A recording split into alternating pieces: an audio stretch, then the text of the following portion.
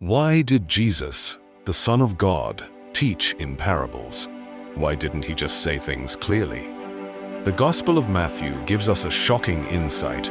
All these things Jesus spoke to the multitudes in parables, and without a parable he did not speak to them. Matthew 13:34. That's not occasional use, that's intentional design.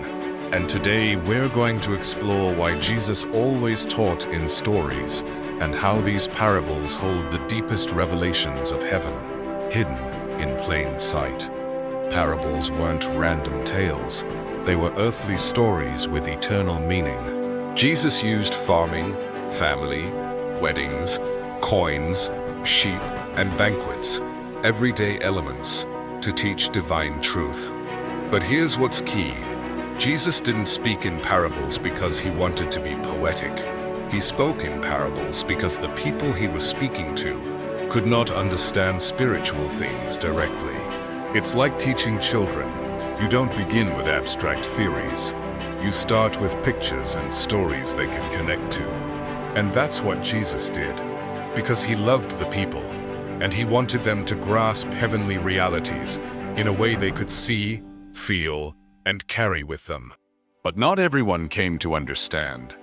When Jesus said in John 2, verse 19, "Destroy this temple, and in 3 days I will raise it up," the people thought he was talking about bricks and stone, but he was speaking of his body, foretelling his death and resurrection.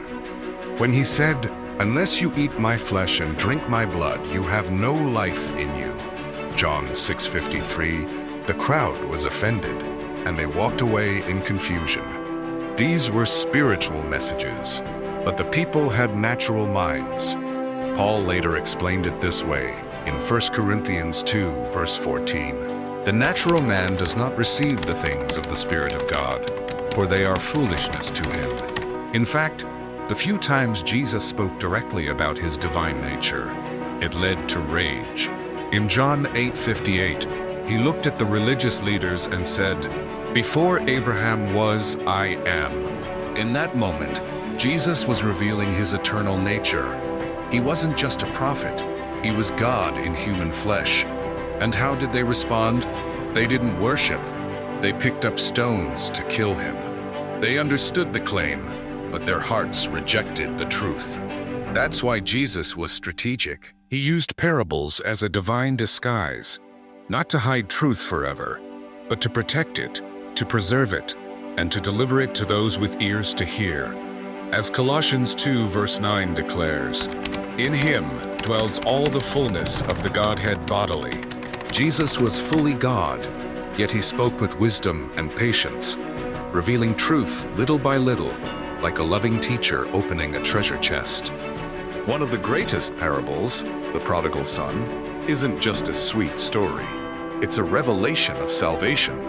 The Father represents God, and the lost son represents you and me. And when that son returns, the Father doesn't shame him. He runs, he embraces, he restores. And Jesus was teaching something eternal. Just like your natural birth can't be undone, so God's adoption of his children is forever. That's not religion, that's relationship. Jesus used parables to do something remarkable, to separate the hungry from the hardened. Those who didn't care walked away, unmoved. But those who leaned in, who asked, "What does this mean?" they received revelation. That's why Jesus said, "He who has ears to hear, let him hear." In other words, if you're ready to see, I'll show you, but you must desire the truth. Parables are more than ancient stories. They are divine mirrors, windows into heaven, and bridges to understanding. Jesus wasn't hiding truth, he was drawing us in. And even now, he still teaches, through scripture and through his Spirit. So the next time you read a parable, pause. Don't just look at the surface. Did this message open your eyes? Then give it a thumbs up. Share it with someone hungry for truth, and subscribe for more Bible teachings that reveal the heart of Jesus. Drop a comment below. What parable has changed the way you see God? Until next time, keep seeking, keep listening and keep growing in the light of Christ.